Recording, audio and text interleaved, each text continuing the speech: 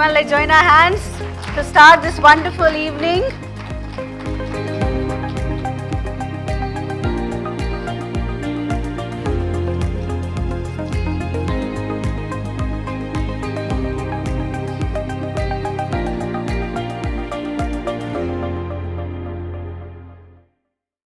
How do you define your personal success?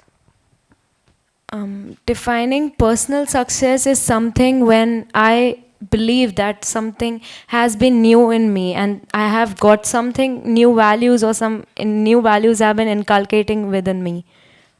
Good. Well, I would like you to a little more. Can you elaborate? As in new values, we all add values to our life. Agreed. So if you have to add one value every year, so do you have some plans in your mind that this is the value I'm going to add this year? So basically, if for example, if I speak of a competition, maybe the competition maybe I don't win that competition, but maybe that competition can give me some more confidence to further face the situation in my life and also might bring many such lessons in my life ahead. Thank you so much. Second question over to you. How do you define failure and how do you deal with failures? So, according to me, failure is when you stop trying to achieve what you want to achieve. And to overcome that, you always have to look towards the bright side of what you're doing. Like, just remember that if you fail once, you'll get one more chance and you can do better. So in short, you mean to say that failure is the stepping stone to success? Yes. Over to you. What do you see yourself? I'm sure enough half of, all the teenagers would have this answer. How do you see yourself doing in the 10 years from now? Okay, there's nothing decided as of now, but yes, because you may never know what next surprise the life might give you. But I think if we see maybe like besides keeping the surprises ahead, I think I would like to see myself as a happy person in the coming next 10 years.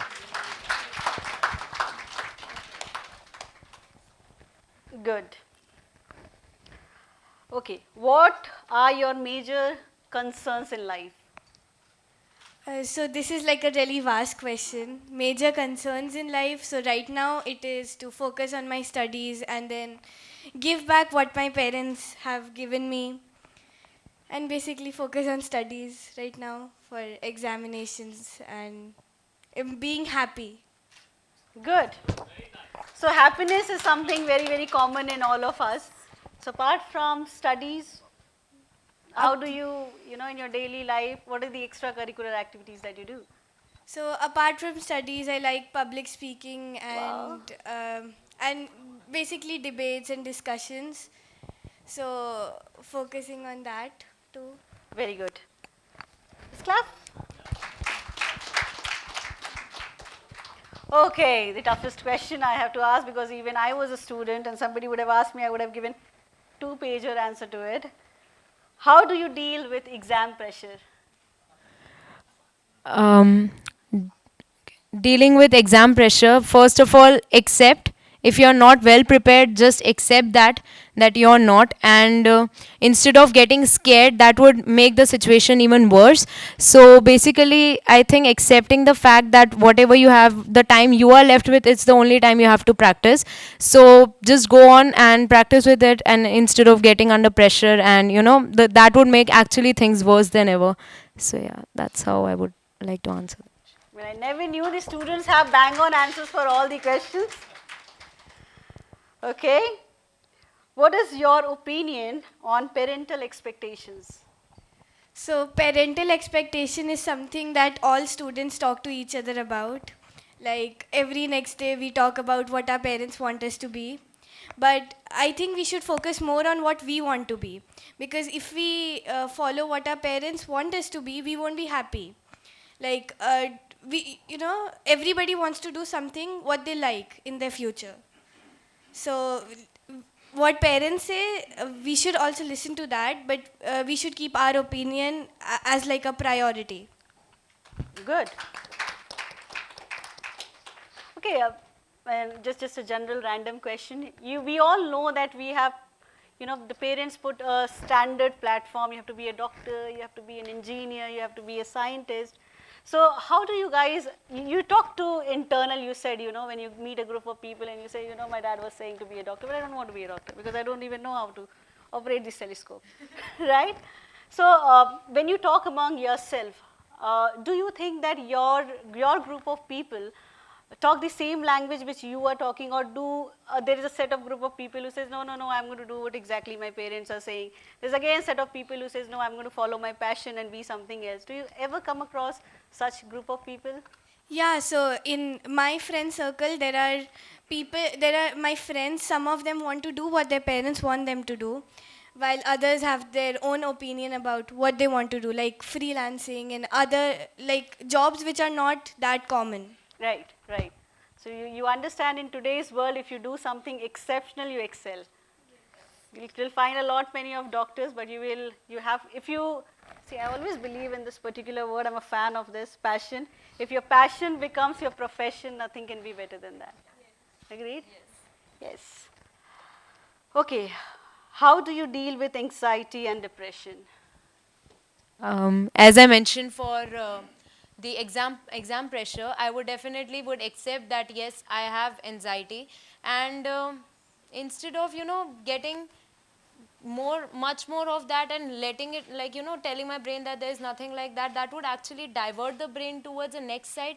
And I think everybody does, nobody wants that the brain should go some other side. So let your brain accept that yes, I have anxiety, and to overcome that, it's just that um, you know anxiety can be overcome by many ways, like talking to some people or getting indulge in some activities. I think that would, I think, reduce some pressure, and from some support, like from your friends or from your teachers. I think that's the best way. So anxiety and depression is something which not only you guys suffer or you guys go through, it is with all the age groups that is there. Even if you count from a 5-year-old child to a 60 years man, he'll also say the same thing. Yes, at a point of time I have an anxiety, I go through depression. So what I feel is sometimes you just need an ear to hear. They might not give you the exact solution, but you need somebody to hear you out. Correct me if I'm wrong. Yeah, right? Okay. So the last question, last but not the least, definitely, you never know, I might come up with my questions. What changes would you like to see in current education system? So the current education system is really perfect for students, but more changes could be brought in, like in infrastructure. In every school should have like all the facilities. Like our school has all the facilities, like the basketball and the grounds, but most schools don't. So every school should have like a ground, and so that students can play. And then according to the like study curriculum wise, a more practical system can be introduced, like innovative ways of study, like projects and activities to explain the topics we study from textbooks. A paperless education. Do you want to add on something to what she said? Just like she said about my school, definitely my school.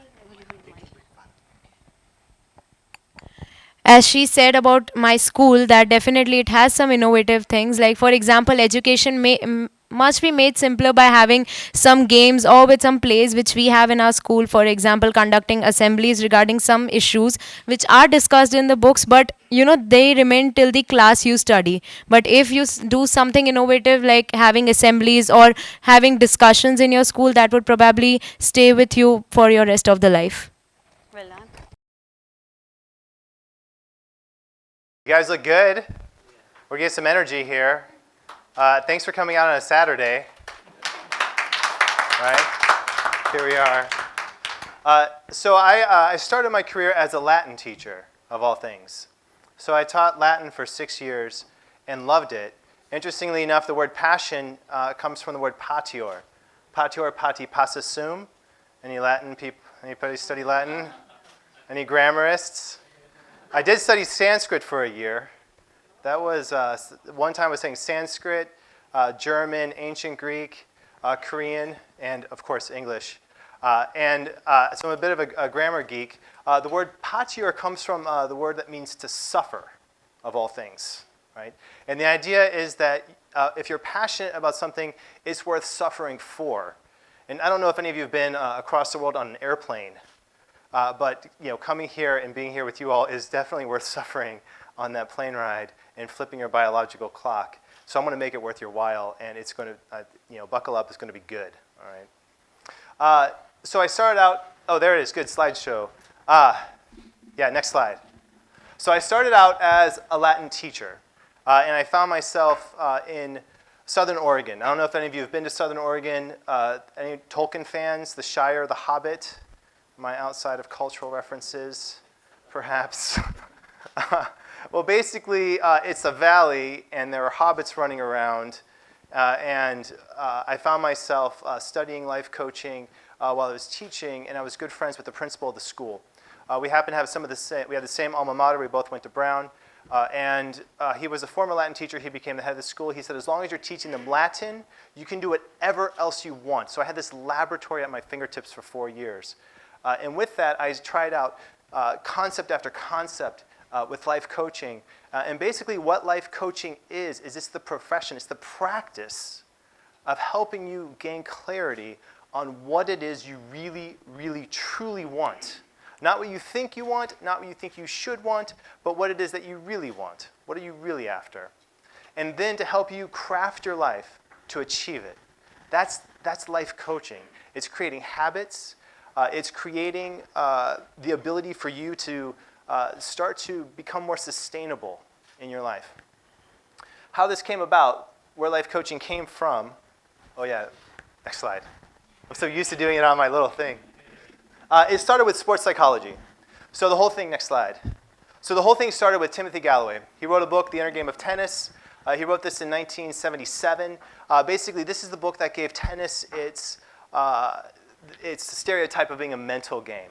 Something that you have to really keep your cool. The fundamental thing with it is that you're asking yourself, you're looking at your inner world, and you're approaching your inner world with as much passion, with as much care and concern as the external drills that you do. Right? And when you start to look at your inner world, there's a map, there's a structure to it that you can start to pinpoint. And a lot of sports psychology comes down to looking at routine, perspectives, values. There's a lot that goes into it that you can apply to your life. Next slide, please. So this comes from Radhika. She is based out of Mumbai. What I love about this is that the human mind, it's not a one-size-fits-all model. And that's the key point.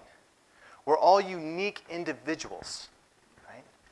Every one of us has a unique value set. Every one of us comes with something that we're here to do on this planet. And I tell you this, when you chose to be an educator for a purpose. Right? Educators are some of the most generous, kind, giving. It's exciting. When you're in a classroom, when you're working with a student, you know that you are absolutely born to do this work. And when you know that you're born to do the work you're doing, that's when like those cortisol levels, who cares about cortisol? Whatever it is, you're there because you're doing it because you know that this is what you were called to do.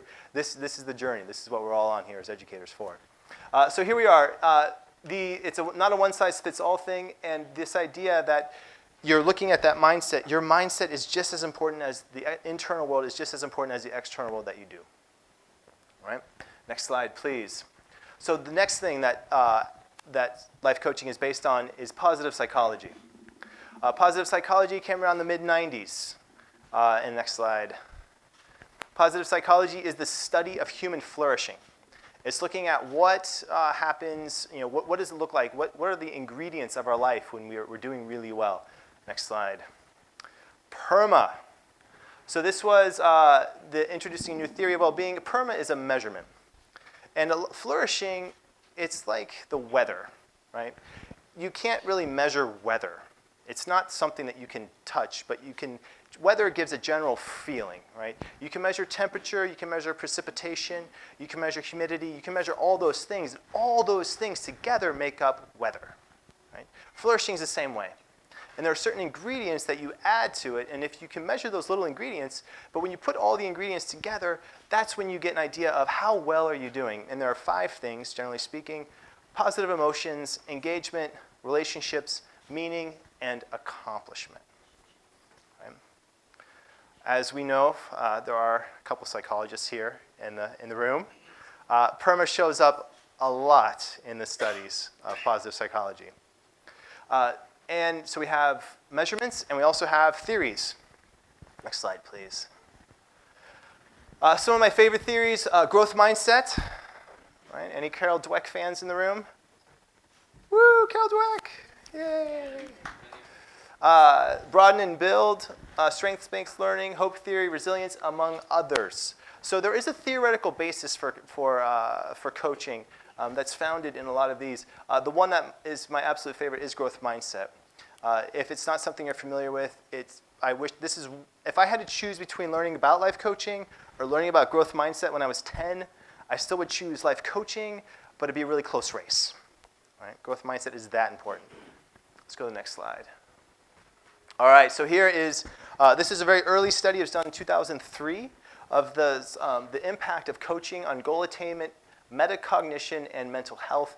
The word meta is a Greek word. It means literally through, or thinking about the thing you're thinking of. So it's metacognition is thinking about thinking. Right? And then this is by Anthony Grant, University of Sydney. It was done in 2003. So it's a little old, but it's still extremely compelling and has a really good case for coaching. Next slide. So basically what happened was they took a group of students and they coached them for a while. Anyone like looking at these kind of graphs? I know, a little scary, huh? Throw some numbers up and everyone gets super quiet. But so the big one here, is this guy working? All right, so here we go. I'm going blind too. All right, so the main thing here is this goal attainment. Oh, this is hard, this is nice. So if you look at this goal attainment thing, so this is pre-coaching, and this is post-coaching. And this one here is the goal attainment scale. So the idea is that these were people who were coached over a period of 6 months. And so these are before coaching and after coaching. On the before coaching, they scored a 60. After coaching, 204. That is a huge positive psychologist. What does that mean? What does that mean? I mean, there is positivity, there is growth, there is development. That's right. Right? That's right. So you have a difference, a factor, right? 2.8. That's huge. And then you know that it's not just by chance that this happened. This is a really, It's a significant significant thing. Significant. Good. All right. Very good. Very good. This next one here, depression. Depression scale. This was 4.6. It went down to 1.2. Wow. Everyone should be, what? Like angels should descend and sing. This is a big deal, right? The next one here is stress levels. The only one that I find that it didn't actually change was the insight scale, this one down here, which to me was, I don't understand that, so it seems counterintuitive, because to me, my experience of life coaching is it's insight rich. And we are going to be doing a couple exercises today, some hands-on life coaching. This isn't just going to be, you're going to have to get up and talk and get up and mingle a little bit and meet some people and talk about your goals, just to give you a little heads up so you can start thinking about that right now, okay? The next one is, so next slide. So this is, so the idea is why, how, why, how does this happen? So what normally happens, hopefully, is you have a goal, you set a goal. This might not happen a lot of times. Even the idea of setting a goal is something, if you tell students you have to have goals, what happens, students? like it keeps fluctuating from one goal to another. That's right. And if you have too many goals, sometimes students become goal allergic because they have too many goals. Anyone do that? You write down all the goals you want for 2019. Has anyone done that yet? Yeah, I have my goal list for 2019. And then you have the goal list for 2019, and then you look at it 6 months later and you go, oh, it's the same goal list. Oops. But then you develop an action plan. Hopefully you develop an action plan.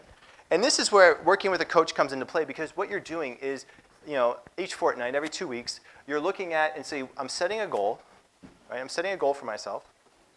And you're held accountable because you're having a conversation with someone about it.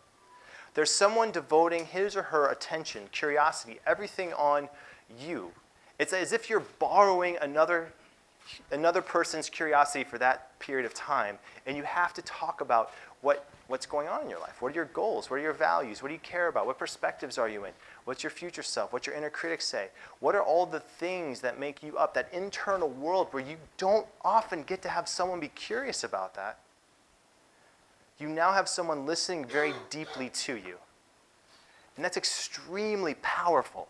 And it's also extremely rare.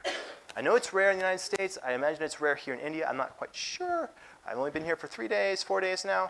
But it's something that is rare. I haven't experienced it much. My company, we train around 300 people a year. We've trained people in over 40 countries. I have 15 people on staff. So from my humble beginnings as a Latin teacher, we now do work. We've worked with around 100 universities. So a lot of the work that I do right now is with student engagement and retention. We'll get to that in a little bit here. But so you develop an action plan, and this is the big one. You have to act. You have to take a step. And sometimes that step is scary. But if you have the foundation, and the key with action steps is it's not the action step, it's not the step itself that is the end point. What you're truly, truly after is learning. If you craft a step in the sense of, this is a personal experiment that I'm going to craft for myself. I'm going to take this step, and it's an experiment so I can learn from it. That's where you start to really add a dimension to your action that most people don't add.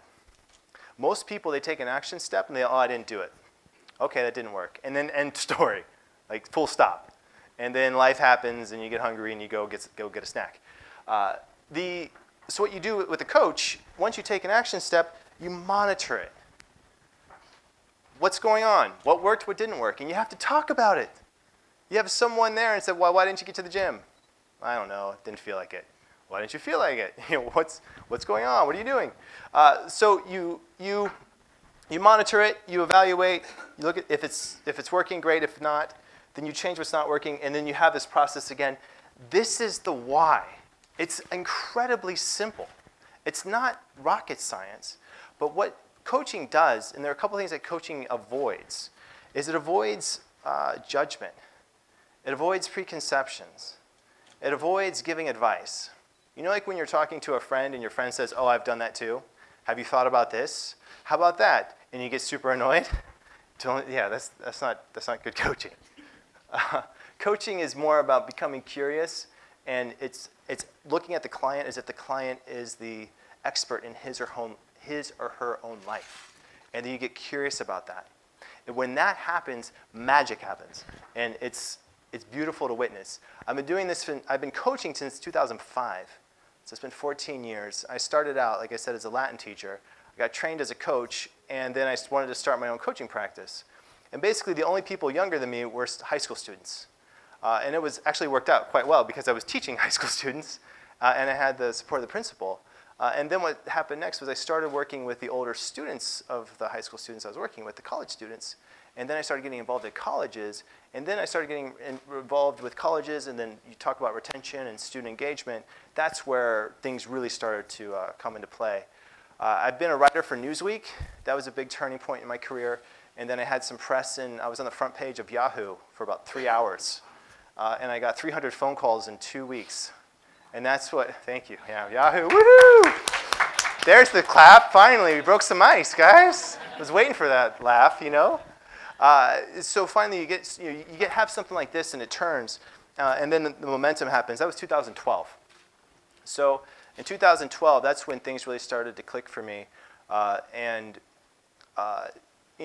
Every single call, not every single one, but many calls, there were 2-hour sessions, and most of the work that I do is through remote training. There are calls when I finish and I know in my bones that I was born to do this work. It feels so exciting, and you're gonna get a little taste of it tonight. Next slide, please. And then crafted with a teacher's experience. This is what I did. Next slide. So these are my two mental babies. The first one is the Academic Life Coaching Workbook. And then that one came first. The one over here, the workbook for students, came first. This is the work that I did, that mad scientist phase from 2004 to 2008. That was my mad scientist phase where I tried out a lot of coaching concepts of positive psychology, what was happening in sports psychology, put it all together in the soup, figured out what worked with young people, what didn't work with young people. I was surprised sometimes not surprised. That was the Academic Life Coaching Program. It's a 10-session program. It covers around 30 different concepts. We're going to experience a couple of them tonight.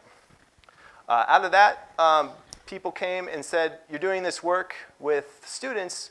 There aren't many people in the world who are life coaches for young people. Can you train me to be a life coach for young people? And then that was the genesis of the Academic Life Coaching Trainer Guide. It's now its 4th edition, and we're currently translating into Spanish and Mandarin, which I am super psyched about. Yeah, it's like, what? This little Latin teacher from Southern Oregon in the middle of a forest next is here in Ahmedabad, and it's a little surreal, I have to say. This is somewhat surreal. All right, next slide. Okay, so here are some of the exercises. The four myths of working with a life coach, and here's the biggest one. The biggest one is working with a coach means that something is wrong with me. Right? Students, that resonates, I know. Because all of a sudden your parents come to you and they say, hey, guess what? You got to go talk to Mr. Williams. You're like, why do I got to talk to that guy? Like, what's he about? What's wrong with me? Like, they're just going to make me do my homework? Like, what are we looking at here? What I look at it now is I view my job is truly revolutionizing education. And when you look at the vision of education, I know you became an educator not because a quadratic formula is super exciting, although it is kind of exciting. It's because you connect with students, and you want to help students grow as people. And when a student comes back 10 years later and says, remember that conversation you had when I didn't do well on that test, and then I took that test again, and I wanted to get to medical school, and I didn't do well in the first one. I remember that conversation. I took it again, and now I'm in medical school because of that conversation I had with you. That's that growth. And what happens is when you look at that inner world, and the inner world becomes organized, it becomes clear, it has a structure, the outer world falls into place. The inner world is first. It is prime. Once you have that, then the outer falls into place. What education does now is it says if you can get the outer world right, then it assumes that you got the inner world right. It goes backwards. And now, with technology, and the way that technology is moving, the future of education, we're going to have more and more knowledge being delivered in ways on computers. It's inevitable. It's happening in a lot of schools I visit. But teachers, the vision I have is what if teachers were trained to be coaches? What if teachers had the skill set and the confidence to know that when they have that conversation, whether one-on-one or with a classroom, they know exactly what they're doing, why they're doing it, and how it's going to work. That's the vision. Working with some of these coaching exercises, core motivation. It's looking at what's truly motivating you. There are 9 different types. Everyone has every type, but we have all different flavors. It's just a map, right? It's an inner map of the world. Wheel of Life, we're going to do that today. The academic thinking styles, what, why, how. This is one that I'm going to be presenting to the parent group tomorrow, which I'm extremely excited about. This is one that I wish I had known when I was in school. So basically, how much time do I have? Like, how are we doing on time? 20 minutes? 30 minutes? How are we doing? Are we good? Yeah. You need a stretch break? You enjoying this? Yes. You along for the ride? All right. So academic thinking styles, there are 3 of them. And the idea is you want to be good at all 3. What, why, and how. So generally speaking, when we, as educators, or when we went through school, we gravitate towards one of those 3 styles. And because you gravitate towards it, you become more comfortable with it. That's what you think learning the subject is. So what thinkers tend to like details, names, dates, definitions, people who read the owner's manual? All right. Anyone find yourselves in that category? Why thinkers like to know the analysis? Why is this happening? What are the reasons behind it? All right. Just show me why, and then I'll figure out the details later. Any why thinkers? Why thinkers in the crowd? Yeah. And then we have how thinkers. How thinkers, like, what are the steps? How do I solve it? If I can solve it, then all the details, they'll fall into place later. Do we have any how thinkers in the crowd? So generally speaking, about 20% of the population is what? About 50% is why, and about 30% is how. And that why and how sometimes shifts a little bit. Obviously, everyone is every type, but there's a different way to approach a subject from each of those three areas. Studying, my definition of studying, is ensuring that you know the answer to like what, why, and how to each concept. That is studying. Right? Well-designed actions, this is my answer to goals. Instead of focusing on getting the goal, you focus on the actions or the habit steps, something that you can control completely 100%, and focus on that. Do that well, and most likely the goal is going to follow. This is just abbreviated forms of these things. Design the coach-client-parent alliance. So it took me 2 years to put the program together, and then what started happening was I was working with students and getting paid for it.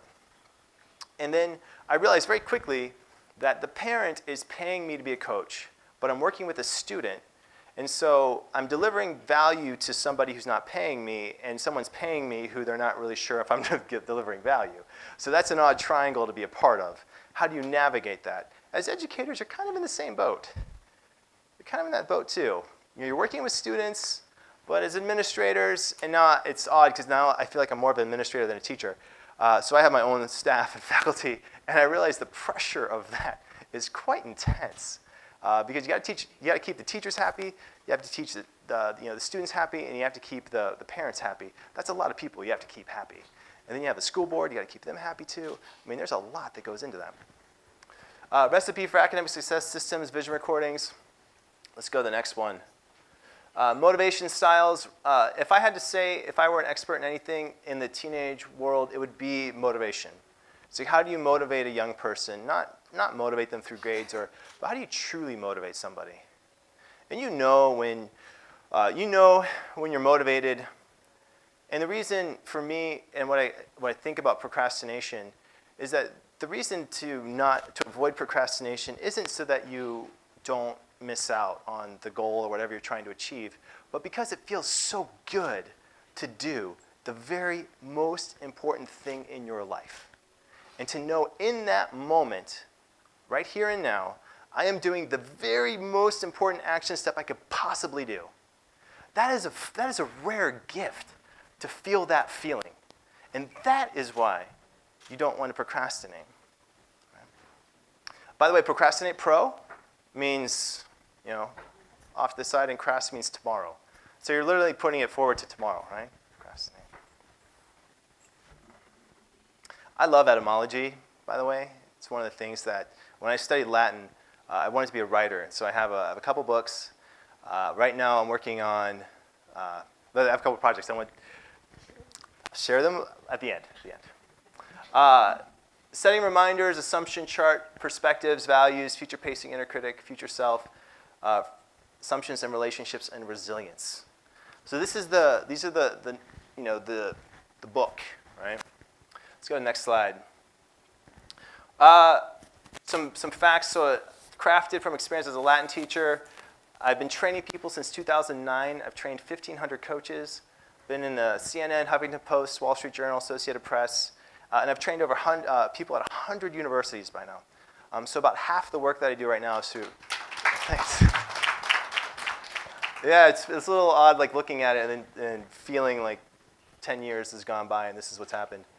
I started training in January of 2009. I was in my living room.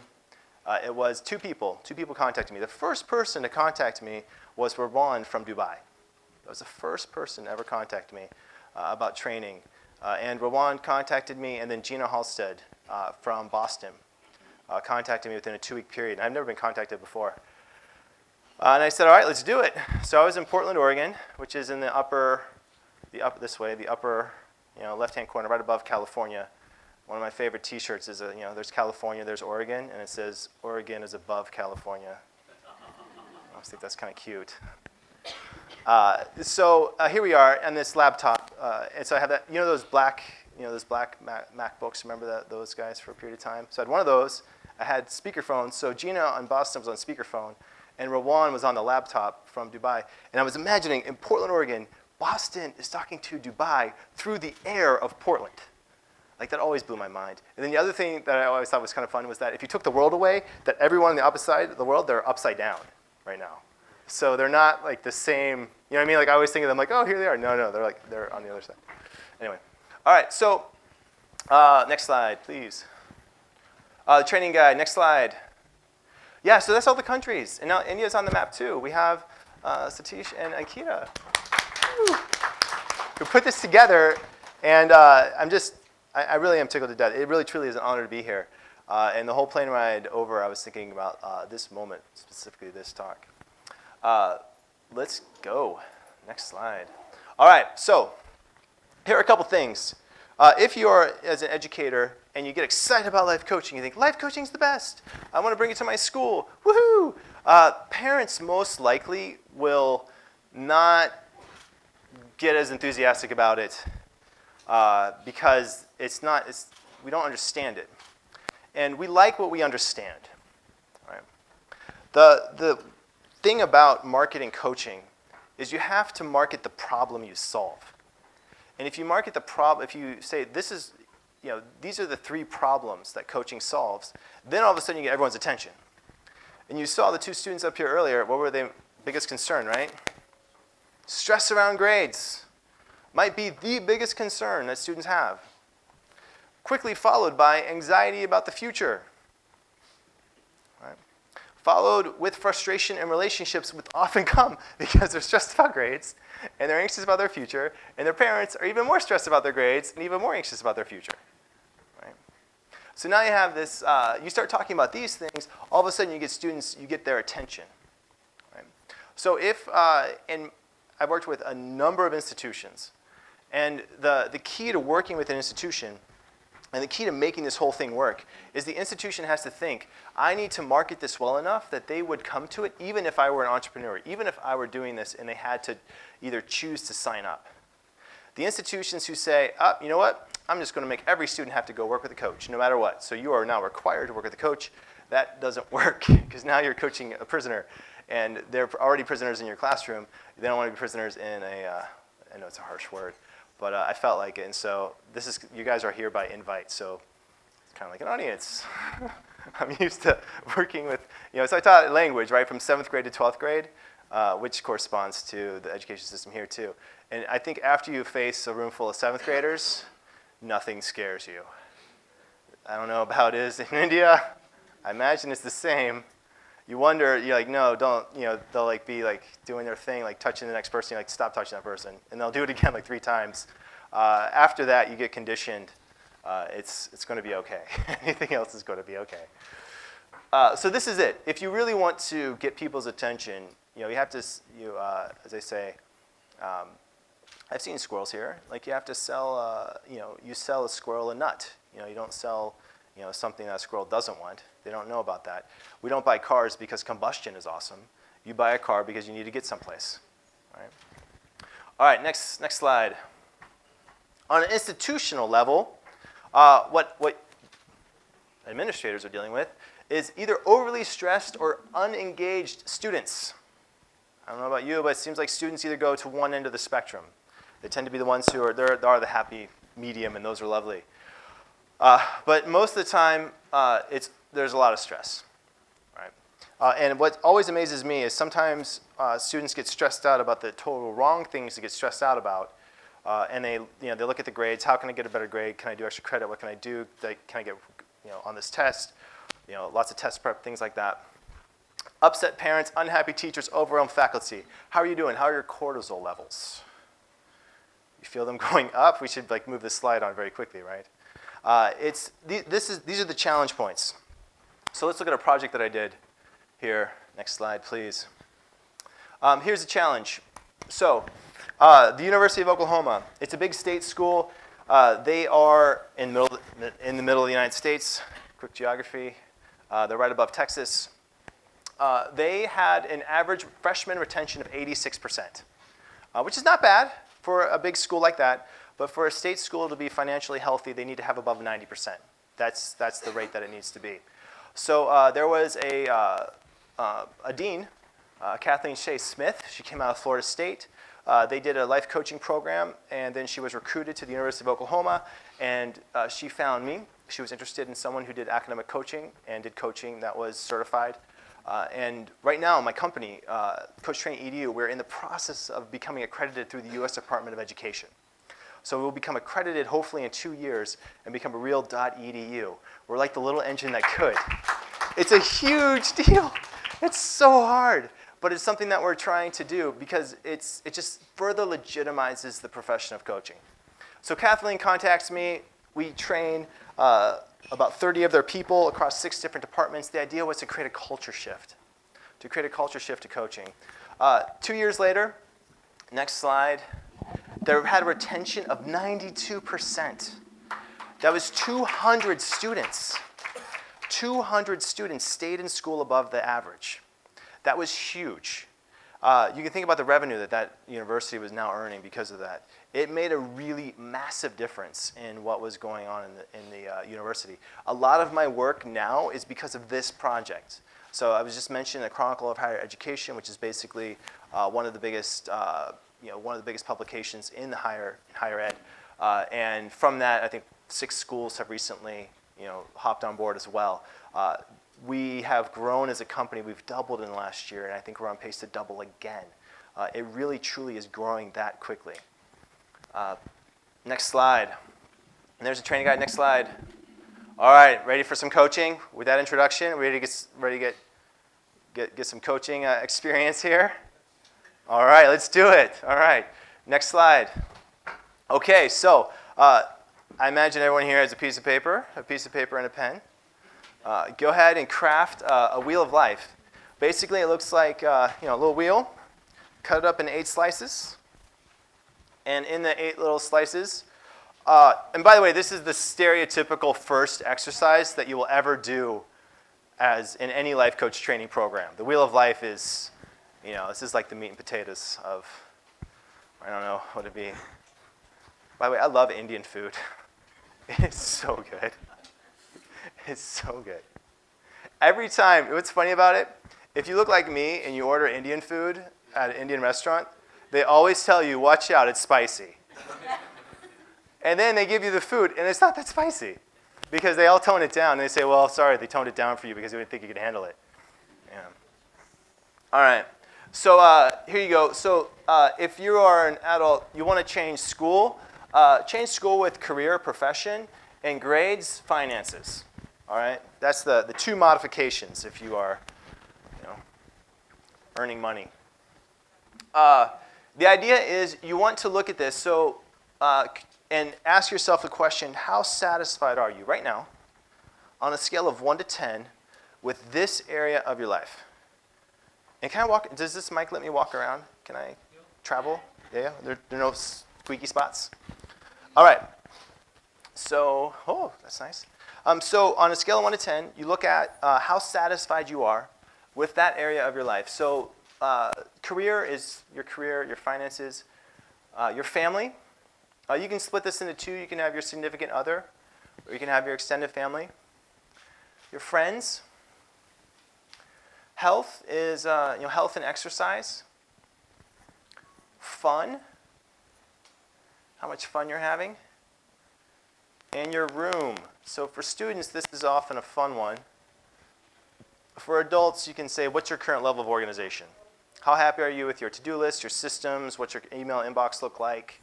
What is the what does your desktop look like on your computer? And then you can imagine yourself looking at this, and you put this 1 to 10, and then you can, let's say that you're let's say you're really happy with your organization. Let's say you rate out 8 out of 10. Then you can go 8/10 of the way up here and draw a line parallel to the outside of the circle. Here's like an 8. This might be a 5. This is a 2. make your wheel. Make your wheel.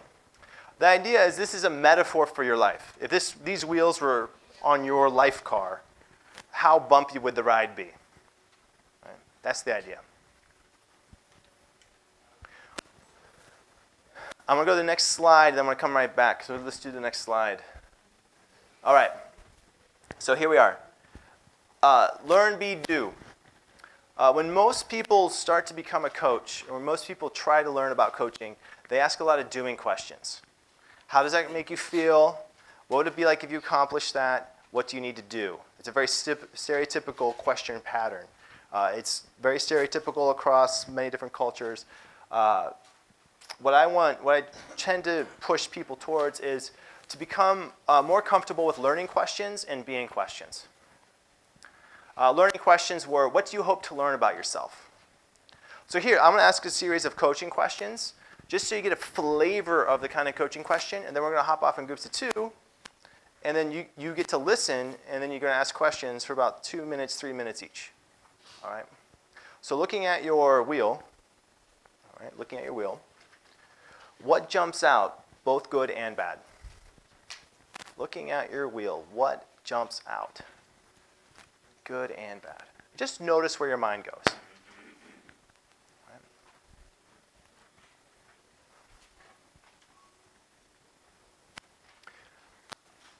Another one. So this is a learning question. If your life, imagine your life were perfectly crafted for you to learn something. Right? Perfectly crafted for you to learn a message, learn something about yourself. What would life be trying to teach you?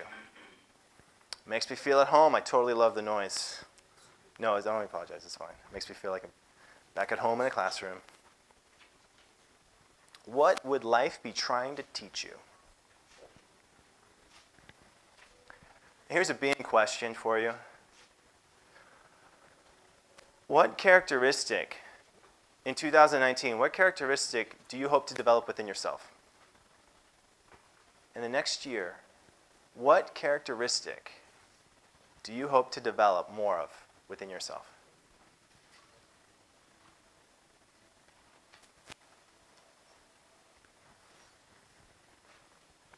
All right, so here's some rules. Here's some ground rules. We're going to take 2 minutes each. I'm going to time it. All right, 2 minutes each. Now, if we go back to the grammar, in life coaching, there's a very specific way of listening. They call it the 3 levels of listening, first, second, and third level. First person listening is listening from the perspective of I or me, we. It's asking yourself, how does what this person is talking about, how does it apply to me? That's level 1. Most people listen level 1 most of the time. It's very comfortable, right? Life coaching says that's okay, that's fine, but we want you to listen level 2. It's listening from a second person perspective, the you perspective. And it's asking, how's what this is saying, how does it relate to them? So you almost want to get in your mind, I almost imagine that I am the other person for very long lengths of time when I'm listening.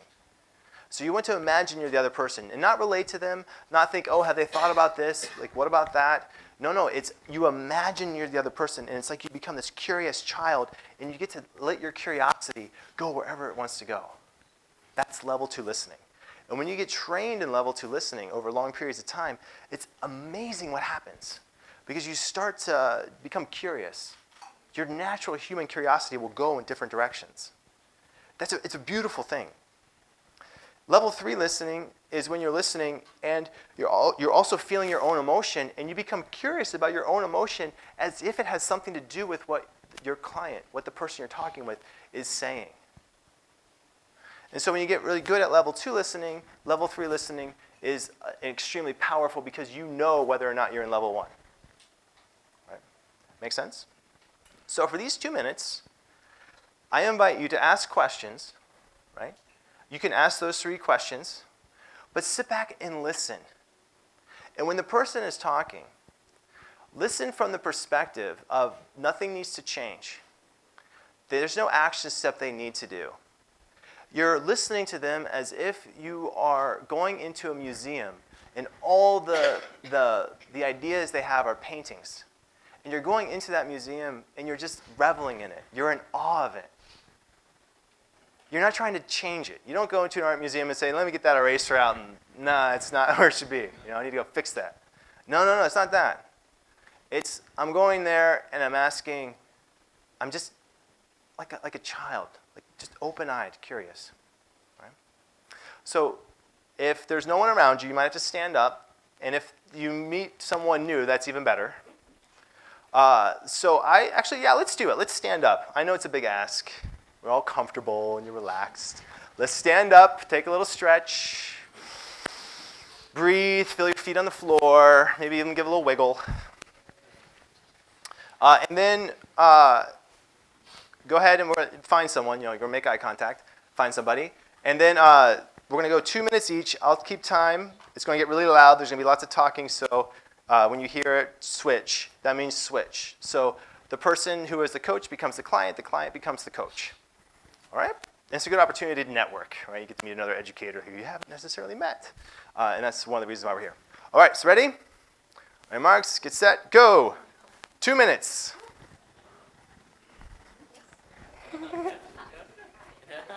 great.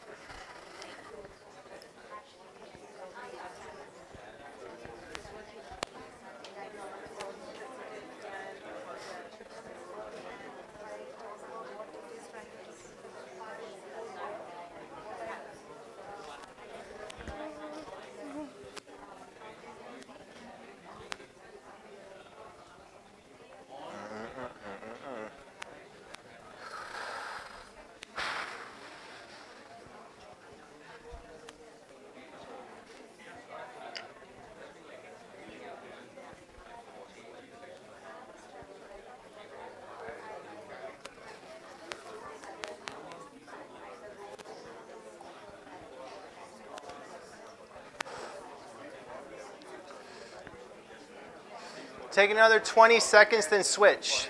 20 more seconds, then switch. Remember, it's like a museum. Switch. The coach becomes the client becomes the coach. If you want to switch partners, no, don't switch partners. Just switch roles. Switch roles. The coach becomes the client becomes the coach. Getting it? Same people. Switch roles, yeah.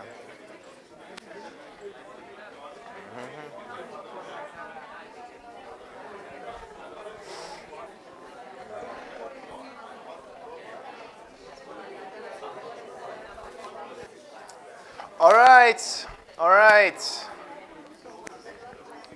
Let's bring it back. Stop having meaningful conversations. Stop the meaningful conversation. Stop talking about your life. Stop having new insights, new understandings. How you doing? Good. All right.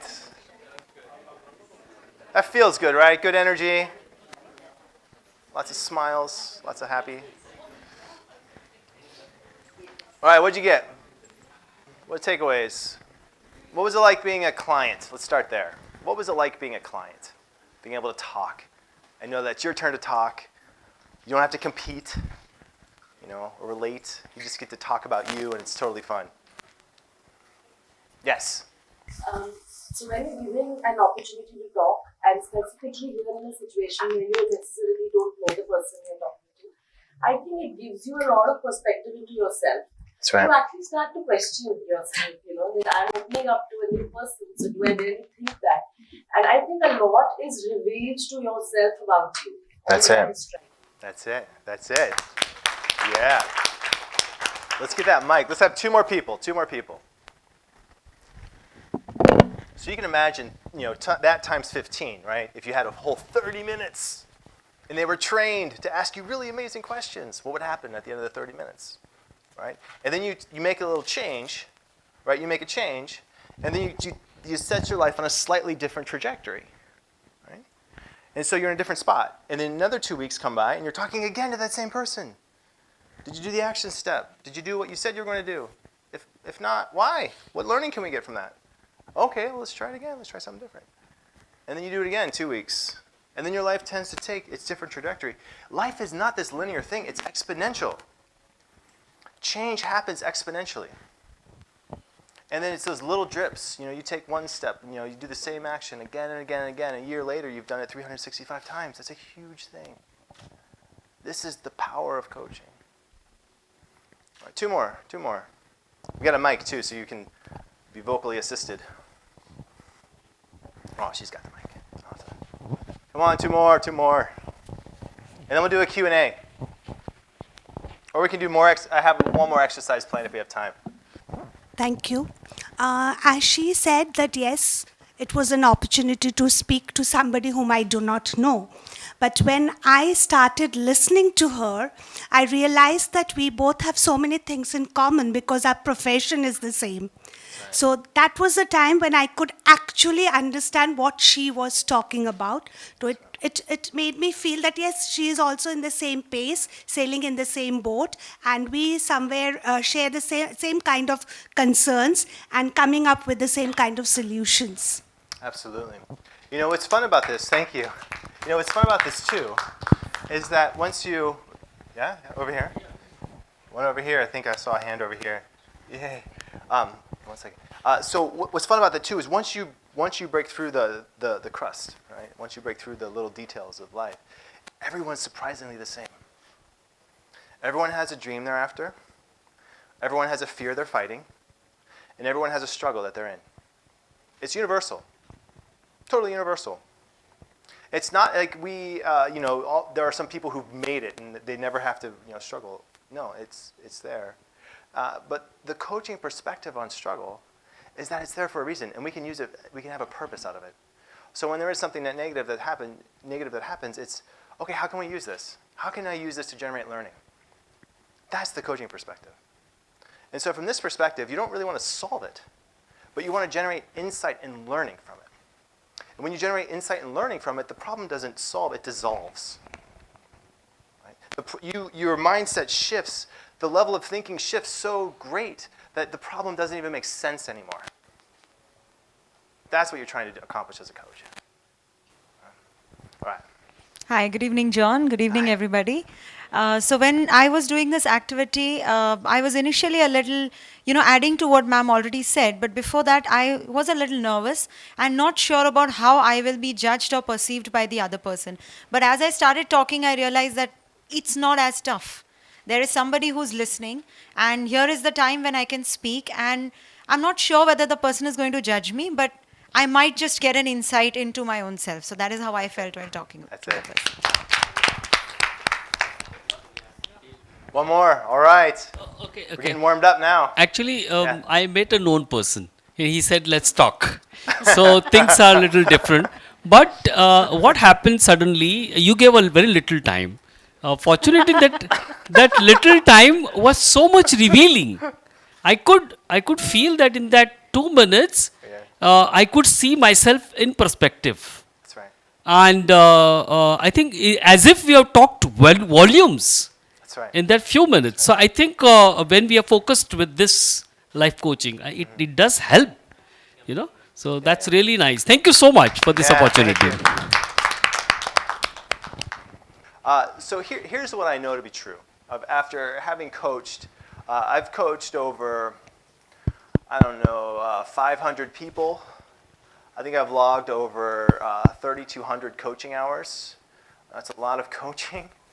I've trained nearly, personally trained around 900 people. So I've listened to them coach. I've listened to a lot of other people coaching as well. That's a lot of coaching. And what I've found, and most of it's been with educators, and what I've found, and what I truly believe the vision of what we're trying to accomplish as educators, is we're trying to help young people learn about that inner world, to navigate that inner world.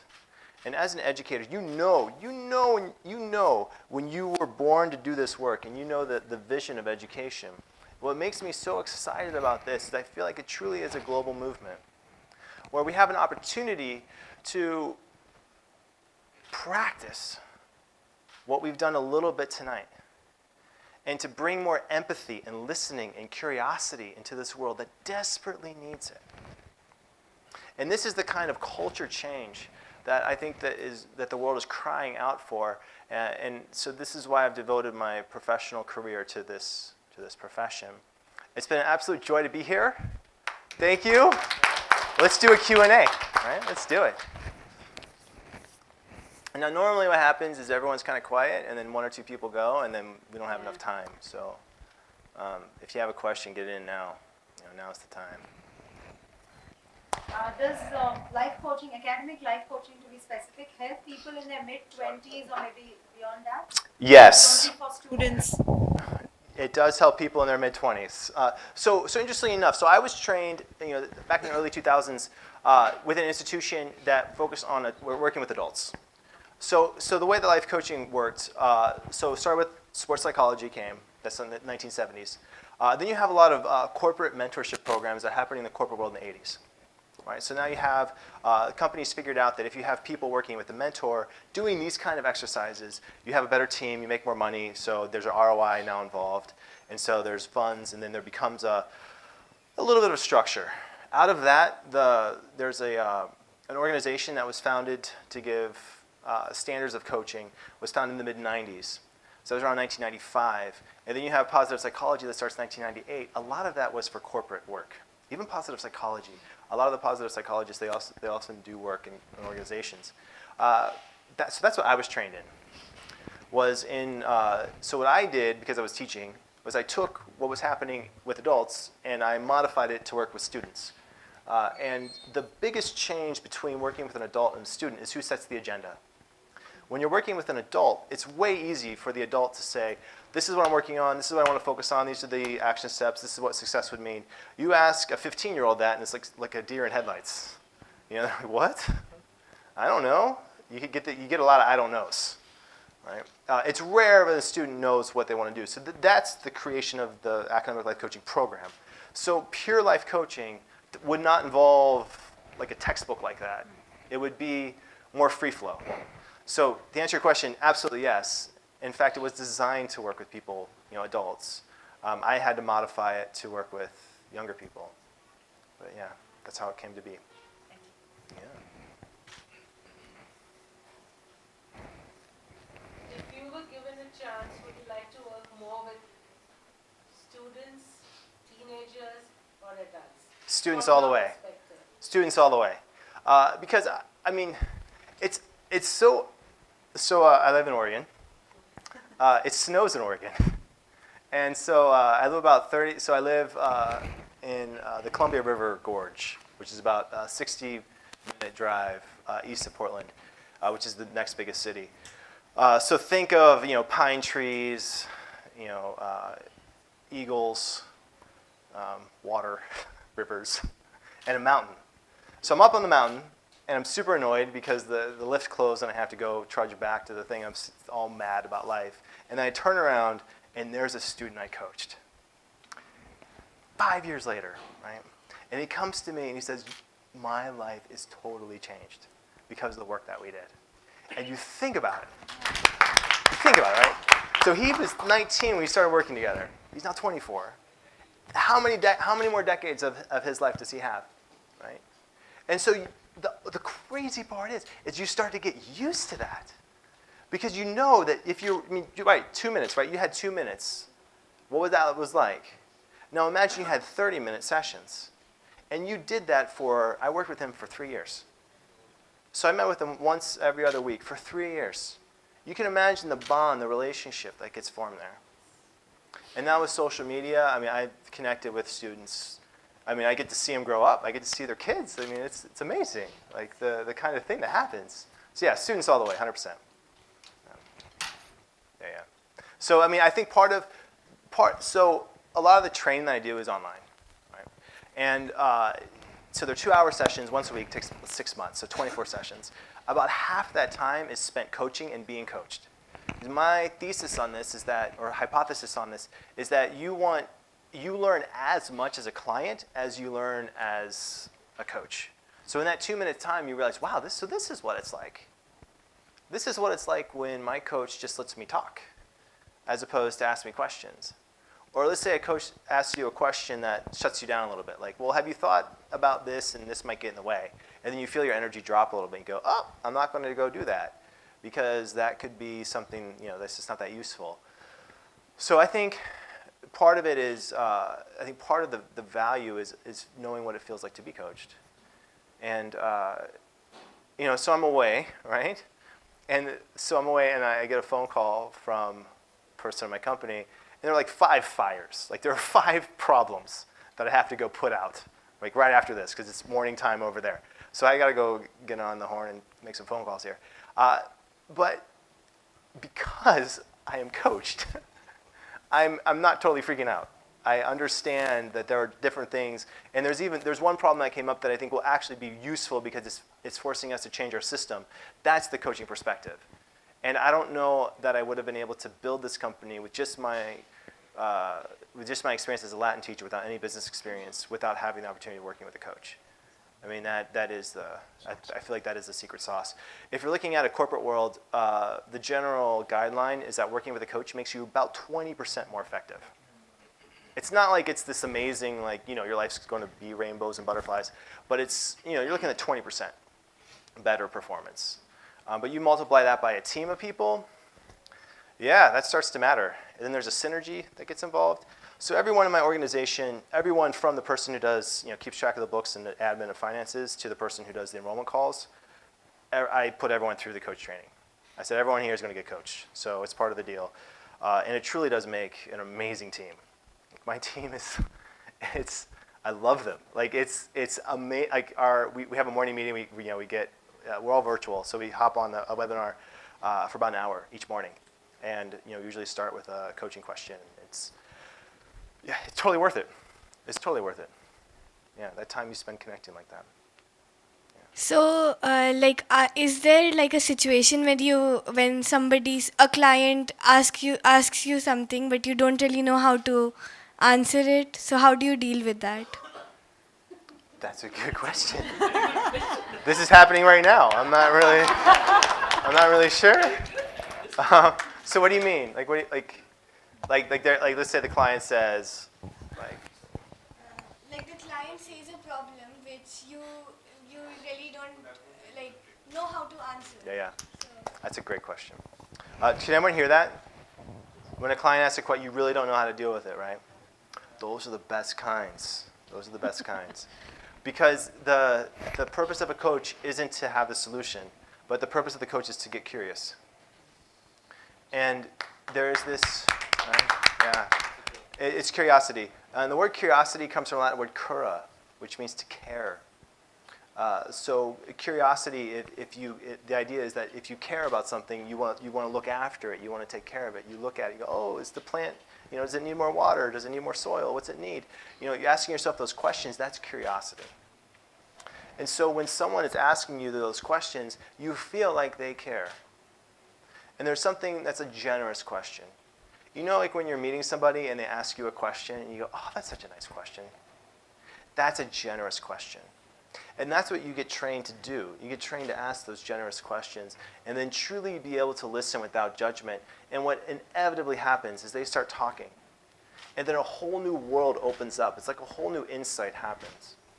And I know for myself, when I was building my coaching practice, I was, it was a fascinating experience because I was teaching, I was learning, I was researching, I was doing all of these things, and then I'd have coaching sessions. And the coaching sessions felt like this island of peace within this crazy sea of trying to figure out what I was doing. And in those islands of peace, I could devote 100% of my mental, emotional energy to the other person. And that's what a coach does. So when you do that, you'll realize your natural human curiosity takes over. And human beings have this innate ability to care for other people. And then when you look at the psychological definition of love, it's attachment and ability to notice minute details. And when you're coaching somebody, you notice the minutest of minutest details, the tiny little shifts in energy, and you can ask questions about that. And so at a deep level, it does feel like curiosity is care. And that's what you offer as a coach. Yes. Good evening, sir. Sometimes for some people it's very hard to accept failure. So what do you think? And sometimes they go under depression or anxiety. Yeah. So what do you think is the best way to accept failure and work on that, work on failures and be successful in a head life? That's a good question. Failure stings. It hurts. I've had my fair share of it, especially if you're trying to do anything different. Right? If you're trying to do something that's not usual, especially when other people feel like you're counting on you. I think there are different qualities of failure. I think there's so not all failure is equal value, right? So failure that I think is low value failure is failure that you didn't just put in the effort. You just didn't try, you just put it off, or you just ignored it and then it didn't happen. There's that kind of failure. That's the kind you generally want to avoid. Right? The other kind of, the high quality failure is when you really put 100% of yourself into something. And it's rare to put 100% into it because people, we tend to hold back just a little bit because it's easy mental, emotionally, to have a tiny excuse if it didn't work out. So be like, oh, I could have done it, but maybe next time I'll try harder, even harder, and I'll get that grade or whatever, right? But when you really, truly put 100% into it and you fail, that's a high-quality failure. So there's usually some learning from that. There's a gift for you in that, as painful as that can be. And what I've learned to do is actually try to seek out those kind of failures. And here's the key to that, too. Here's the key to resiliency, is that you want to shorten the time frame between you're trying it and getting feedback. So you want to shorten that feedback loop as quickly as possible, right? And you think about a child learning how to walk, right? The feedback loop is almost instant. They get up, they fall down. They get up, they fall down. It's almost fun to watch. You're like, it's hilarious. They're falling over. But what you want to avoid is oftentimes in schools work counter to that because you put in you study, you take the test, and then you wait, and then you get the feedback. So there's a gap. And then you judge yourself. There's no opportunity to change it once you get the grade. So what schools are doing is we are conditioning people to avoid failure like more than anything because there's a long feedback loop. Once you get it, you can't do anything about it, and you're going to judge yourself like crazy. So you have to understand this is what schools have done. Everyone in this room has been conditioned in this way, including myself. And that's what you have to get over. You have to, as an adult, I feel like hopefully we all detox and cleanse from that. And a lot of the things that we're trying to do in our life, the most important things are things that are worth failing for. Just like going back to that word passion, right? If you care enough about it, it's worth the suffering. And that's my answer to failure. Thank you. It's been a wonderful audience. We're good.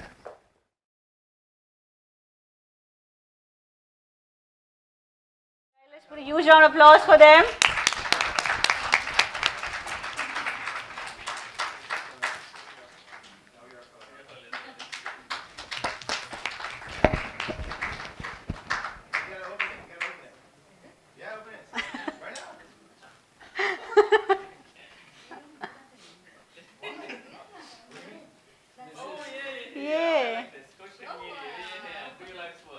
Wow.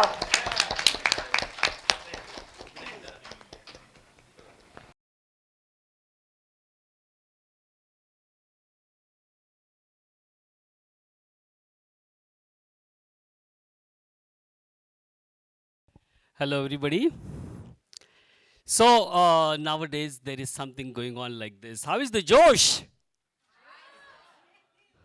A little more louder. How is the Josh? Great. Um, there's a lot of energy here, and I'm so happy to be here. In fact, there's not going to be a presentation. It's going to be a little bit of a sharing. First of all, I am so blessed to be a person in the teaching fraternity, and so also I'm sure you would be. This is my 23rd year as a principal or a director or educator. And believe me, what's happening every day morning. Every day morning when I enter the school, I keep getting so many blessings. Hundreds and thousands of children there as they move around and they come around and they say, "Good morning, sir, happy morning." And we started happy morning these days. So that's getting better. And kind of energy that is radiated around. Oh gosh, what better blessings that we need has made me younger day by day, and I feel so energetic. Believe me, some time back, a friend of mine met me at St. Xavier's. He met me nearly after 25 years. Uh, s- and when he met me, he said, "Caesar, you're the same. What I saw you 25 years, you're same. You look the same energy. You kept your youthfulness." It's all goes the credit to the children. So, being with the children is one of the blessings. And let me tell you, they are the ones. I mean, I was told some of the questions that I got. What are the problems that you see with the children? I think I don't see really problems with them. I see a lot of energy with them. I see a lot of challenges with them. And maybe if we are able to make any difference to the children, it is being open to them.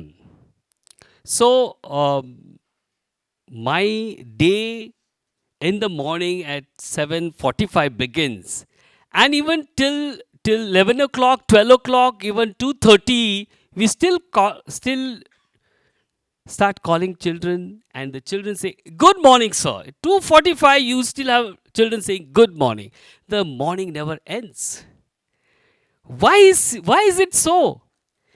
Till the end of the day, there is so much of energy. Why is it so? These young children. And I was so happy to hear these children. I think the maximum questions asked today to John were by the children. Why is it so? Because I think probably we need to learn how to remain young all the time. And to be young is to have that youthfulness, that awe, that curiosity. And if you have that, it reflects on your body, it reflects on your personality. Your thoughts remain young, energetic, and I'm sure that the life never ends. So, what should I say? I am the youngest man there in the school. At 8 o'clock in the evening, I still have energy. And sometimes the parents passing from there and they say, "Arey, the sir is sitting there." And I get calls from my wife saying that you have children and wife at home. And still I have an energy. So being in this teaching fraternity, I think has been a greatest blessing. Maybe this is a profession. I do not call it a profession. I sometimes tell my management that I need to pay you for the opportunity that you are giving me free, to be so much happy about it.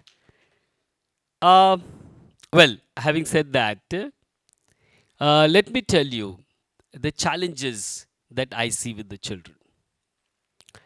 Most of the times, these challenges vanish just if we do one trick. And the magic, and the biggest magic, is to listen to children.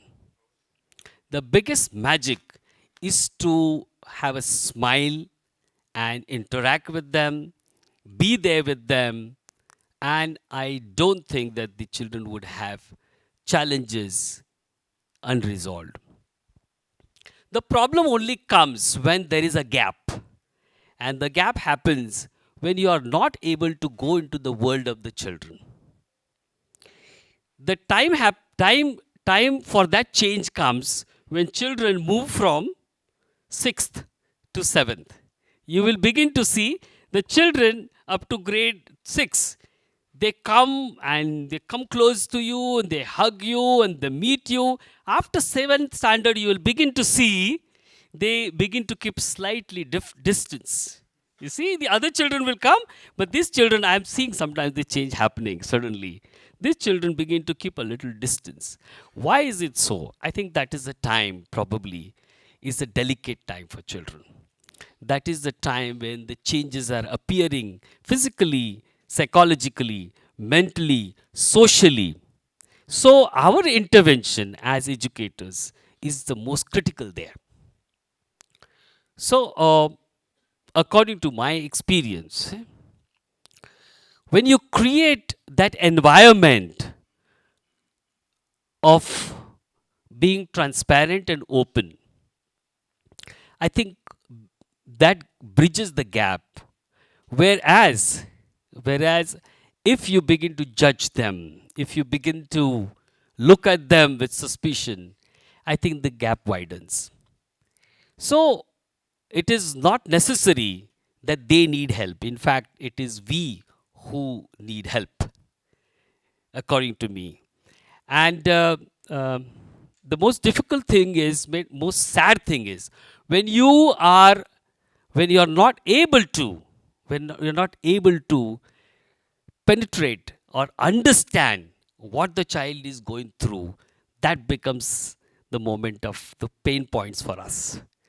So because there are occasions when you want to help, but you are not able to help. So those are the areas I see with many parents. And that is where the parenting problems we can understand. So maybe one of the what I like the most here, when this girl asked the question, whether being a coach for so many years, do you also require help? I think that is what we need to acknowledge and accept. So even at this age, when Satish was asking me, I said, I am still a learner. When he asked me about myself, I said, I'm still a learner. I have a long journey to go. Correct?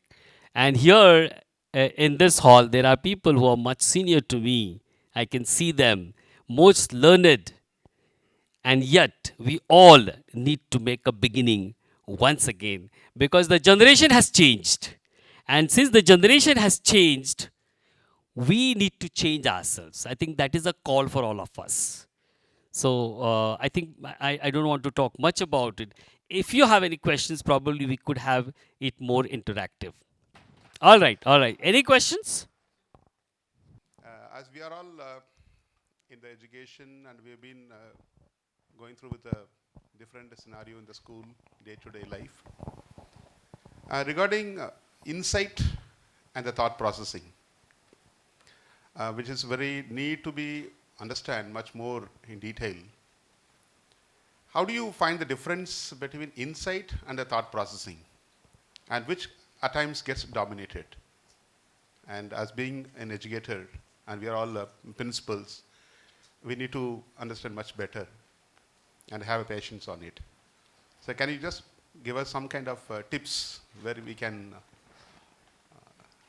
just go from this insight to the thought processing? You are using quite technical words. So, but yes, what I can understand is that it is always a process. And if we learn to use the process, insights keep coming. And one insight is done, after sometimes you will get the other. So I think we need to not only teach but learn ourselves to follow the processes. Okay, so that's what I would suggest. Uh, what I have learned in my own grooming is, when I was doing my college, and I had a spiritual father. His name was Father Quilly, a Spanish father. So there was a kind of, for us, there was a kind of a routine that every once in a month you have to go for a spiritual counseling. Whether you like it or not, you need to go and meet your spiritual father. So when I used to go and meet him, I somehow used to get baffled at this man. He'll keep sitting there, listening to me, and my story is over, my problem is over. Still, he'll keep looking at me. I was wondering what's happened. I said, Father, is there anything wrong that I said? He said, No, I'm happy to listen to you. So, those eyes, his powerful eyes themselves, taught me so many things without uttering even the words. I think probably that is the process that I have learned. So the biggest teaching happens when you begin to listen first. Okay? Thank you so much. I hope that covers your question. That's right. Yeah, got it. Thank you.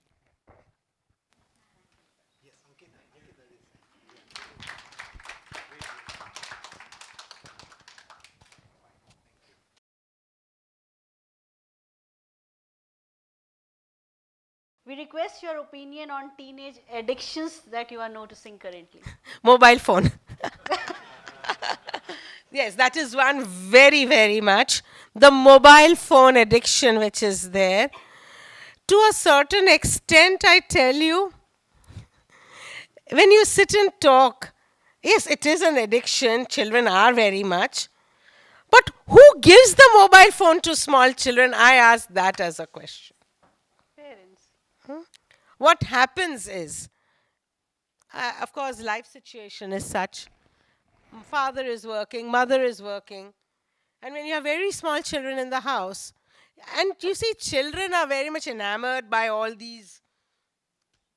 kinds of gadgets. Even if it's a plain TV remote, they are going to be very much. So the easy way out is, when parents come home, mother has to teach, also has to take care of the household chores. After everything is over, if the child is going round and round next to her, it is a little difficult. So what is the next best thing? Go play with my mobile for a while. But now, if the child has never been given, the problem would be less. So the mobile addiction, yes, is one thing which is a very big issue. Another thing which I have seen, and more I've seen it in the recent times in the college students. I see two kinds of people which are there. Some who are extremely anorexic, extremely thin. I mean, so thin that I sometimes wonder how do they manage to do everything.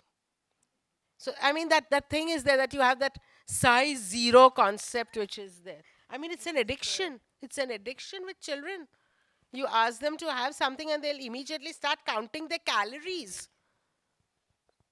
And the third addiction which I have also seen is exactly the opposite. Being bulimic, eating too much. So this is, I mean, this balance which is required, this definitely needs to be taken care of, because it is not only affecting the biological health, it's also affecting the psychological health, because mind and body both are connected, and each affects the other. Good. Let's clap up. Another question, ma'am. How equipped is our education system to deal with teenagers and young adults' behavioral health concerns? I think school would be the right place where a certain amount of insight is given into the child, whether it's related to hygiene, diet, certain good habits that need to be inculcated. And I think that's what all this is about. The life coaching is all about. So I think if we start at that young level, young means a level where the child is able to understand. Maybe a 10 or 11-year-old child, they are pretty impressionable. I think at that age, if you target, and of course, not just the children, I would also say target the parents with the children, a lot of change can be brought about, which is, of course, going to be for the future generations extremely helpful, beneficial. Okay. So let's hope this life coaching is really going to rock our city first. And then it goes right through Gujarat and then the other states too. Okay, ma'am, this question is not there. Huh. Pardon me, Satish. Huh. I have a question. How do you think, is introducing coaching in the academic sessions would help the teenagers as a short, duration? That's what, you see, you have what are called, we have in colleges which are called soft skill or foundation courses. Why not introduce these soft skill foundation courses in the school? Right. That is necessary then in a college where the student is already an adult now and has a mind of his own. Correct. So, very well answered my question. Next one, could you throw some light on teen identity and its impact on teen mental health? Teen identity. I think somebody did say, yes, Caesar did say that. The teen identity is very much biologically and psychologically and emotionally related. Correct? It's, I mean, puberty, right? I think that's what you wanted to say. So the 7th standard is around an average age where a child enters his or her puberty. So at that stage, I mean, there are a lot of things happening within you, correct? And they need to be addressed in a very comfortable way. But let us all accept one fact. Forget that you are all teachers here. Let us all be parents once. You see, what we do is we play a very easy game to get our way out. When our children are about 13, 14, I mean, they want to be treated as little young adults. Not full, but little young adults. When we want things to be done by them, we want them to work and help us out. We say, grow up, now you have grown up. Okay, now you are no more a little child. You're an adolescent, you're a teen. And when they try to sometimes put in their opinion, say something what they would like to say, what do we immediately say? You're a child. You don't understand. Keep quiet, keep quiet. We do that. Don't we oscillate? We do that. Let's accept. And this I'm not saying as teachers, as parents, we all do it from time to time. So but natural, the poor kid is going to be in that seesaw stage, whether to be consider himself to be a little grown-up adult or to consider yourself to be a young child. So these are the phases where these little identity crises come into play, students. That's one thing. Another thing which I have seen, especially in an Indian setup, also, if a boy is teen and a little post-teen, he is given a little more easier, what would I say? Easy part. Yes, he can do what he likes. But if it's a girl, no, you are a girl. So you see, there is a lot of disparity when it comes to gender. And this also causes a gender identity. Why? Because I'm a girl, I have to face this. Is it because I'm a girl? And because he's a son, he's a boy, he's able to do. So you see, I think our approach also to a certain extent does. Let us, I'll just ask one simple question. And I'm not saying no. As parents, we are worried. We are worried about our children. We are definitely worried about our children, and that is why sometimes we make these kind of decisions or we talk in a particular way. Like if a son of the house is going to say at the age of 16 that or 15 that I would like to go for a 10 o'clock show and come at 1 in the night, parents say, okay, don't make it regular, once in a blue moon go. Let the daughter ask to go even for a 7 o'clock show, which will end at 10:30 in the night and come. There will be a question, no, you're not going, you're a girl. But the problem is, I'm not against the parents' concern. Parents have full right to show their concern. But explain to the child why you are saying yes to one and no to another. Agreed, yeah. So I always tell when parents come to me, instead of telling, sometimes learn to ask. Your children will do exactly what you want in a much more happier and an amiable situation.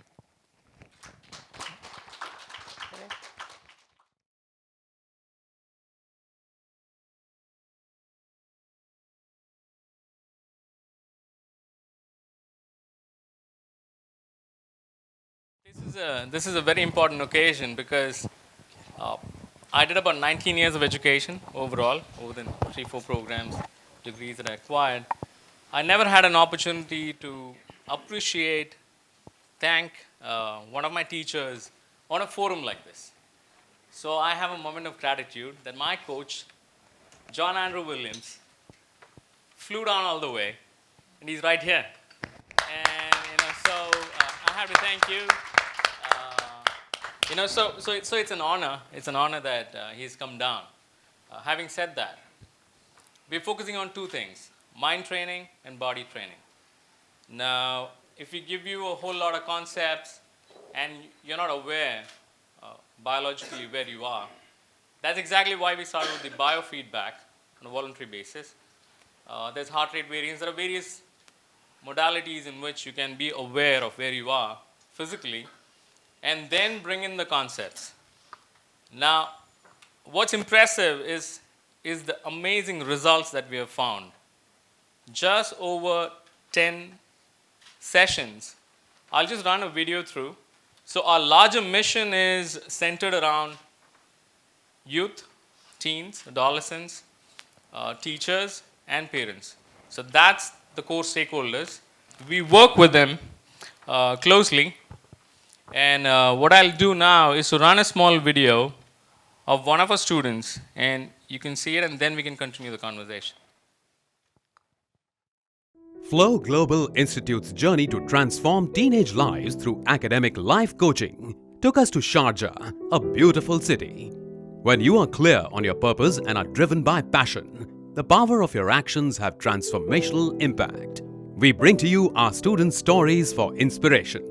Mind a Maze is about our student Steve Ellison John, a sensitive young man who is interested in the world of Greek mythology and science fiction. Let's listen to him and his mom and how academic life coaching has transformed Steve. My name is Steve, and I like to listen to pop music, and I sometimes like to read new fiction books.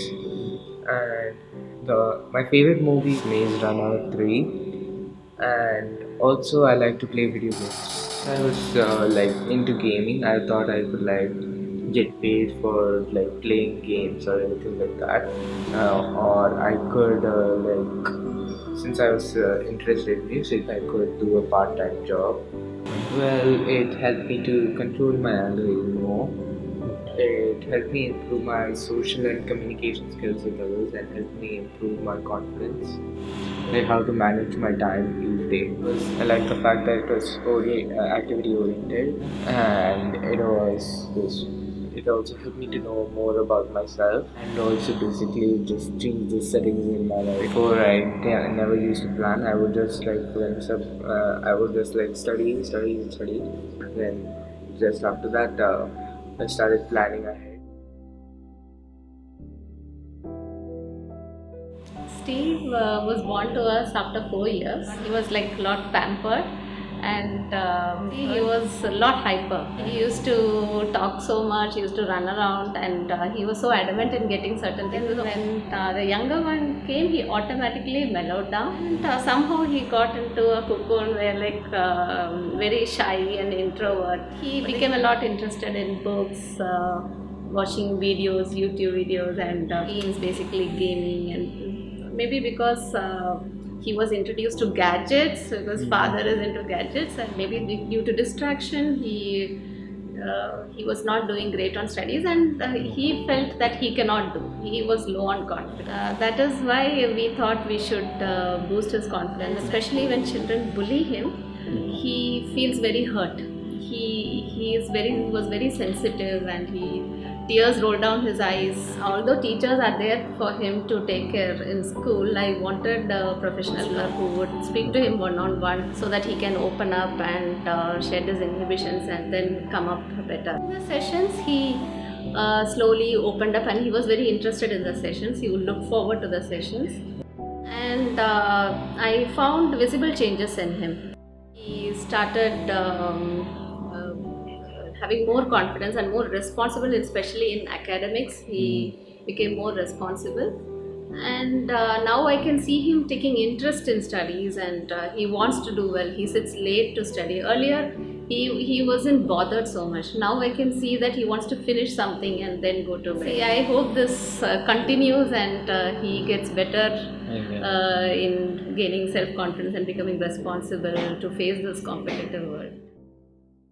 It's a journey about self-awareness, which leads to self-acceptance. That self-acceptance makes you think about what action steps you will take, and when you start taking those action steps, you grow. As teenagers, we limit ourselves to certain boundaries which have been set by parents, by teachers, by society. When you are talking to a coach, you get that space where you can just be yourself, not be afraid that you're going to be judged. That's where your true self comes to the forefront. The coach helps you with small action steps to come out of that periphery. You start dreaming big. The bondage or the limitations are out of your way, and you know that there is somebody who's going to guide you towards your own progress. It's like a launch pad, and sky is the limit. If you're a parent who's watching this video and you have seen the transformation that the teenager has gone through, then you will be able to relate to their story very well. We understand that parenting is the most difficult job in the world. And we, Flow Global Institute, through academic life coaching, are here to help parents deal with their teenage child's anxiety, fear, aggression, their lack of confidence, and improve their decision-making skills, improve their academic performance, improve their sports performance, and improve their relationship with the parent, with the teacher, and with everyone else around them. Since everyone is familiarized with watching videos and probably getting the idea is stronger, that's why we put that together. Now, so the mission, the larger mission is just that positive social impact, and we can achieve that only if we partner with educators, with parents, and then address concerns of the teenagers and the youth. So the next question, what programs do you offer? So we've been talking about academic life coaching. So we offer academic life coaching on one-on-one and in workshops. We have programs for, since I am a mindfulness practitioner, we do work with teachers, with students, because mindfulness yields beautiful results. Like when a student, I'm sure students can relate to, is that there's a blank out, just before the exam. Now what is that? That is your amygdala, which is your, a sensitive portion for emotions, gets flooded, and that's when the blank out happens. So that is when mindfulness comes in. You just breathe in, accept where you are, and that's when you can, once you accept, you can go on and give your examination. Mindfulness, yes, it changes the function of the brain, which, research has proven. And mindfulness gives a lot of happiness. So, like Thich Nhat Hanh, whom I read a lot, he says, happy teachers will change the world, right? So, we want happy teachers and happy children and happy society. Agreed? We all want to be happy. Come on, show me the broad smile on the faces. Okay, sure. One last point to that on the happiness component. This again I learned from my coach, John Andrew Williams. Thanks to him. This entire shift in perspective that you pursuit of meaning more than pursuit of happiness. I think at the end of the day, at the end of any workshop or any getting together, you want to take some takeaways, right? And if these takeaways are in tiny bits, then it kind of registers well and you retrieve it when you need it, then you can apply it. So if you pursue a larger meaning in life, that's what I've learned, it's worked for me. And I'm sharing it not as a gospel truth, but then just sharing it with you, maybe it could help you. That if you don't pursue happiness, you pursue meaning. And that adds a lot of value. And one of the key things that he focused on is the PERMA. If you remember PERMA, keep that in your mind.